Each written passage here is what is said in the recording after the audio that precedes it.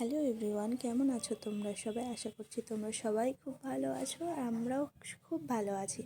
তো আজকে বৃহস্পতিবার সকালে একটু লেট হয়ে গেছিলো ঘুম থেকে উঠতে, তাই জন্য ঘরটা কোনো রকম ঝাড় দিয়ে রান্না বসিয়েছিলাম। সকালে রুটি আর আলু ভাজা করেছিলাম, তোমাদের দাদাভাইকে টিফিন দিয়ে ওকে পাঠিয়ে দিয়ে তারপরে আবার ঘর সুন্দর করে ঝাড় দিয়ে ঘর মুছতে মুছতে মেয়ে উঠে গেছিলো। তাই ওকে আবার রেডি করলাম, উঠিয়ে ওকে রেডি করে খেতে দিয়ে আমি আবার কাজে ফিরে গেছিলাম। ওকে খেতে দিয়ে আমি জামা কাপড় কেচে স্নান করে পুজো দিতে যাব। তাই ওকে বলছিলাম তুই একা খেয়ে নে। তো ও ঘুম থেকে ওঠার পরে বাসি বিছানাটা ছিল, তাই বাসি বিছানাটা ঠিক করে নিয়ে আমি যাব এখন জামা কাপড় কাচতে। তারপরে যাব স্নান করতে, যেহেতু আজকে বৃহস্পতিবার একটু সকাল সকাল সব করতে হবে।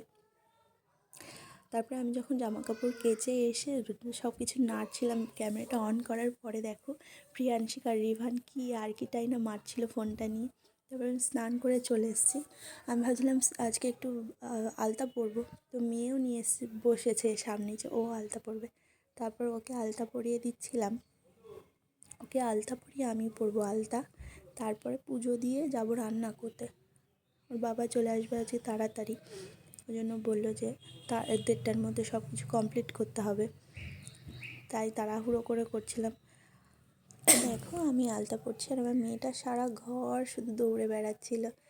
তারপরে আমি পুজোটা সেরে নিলাম, পুজো সেরে আমি রান্নাটা বসিয়ে দিলাম। এদিকে ভাত ডাল পালং শাক করে আমরা খেয়ে দিয়ে একটু রোদ্রে বসেছিলাম।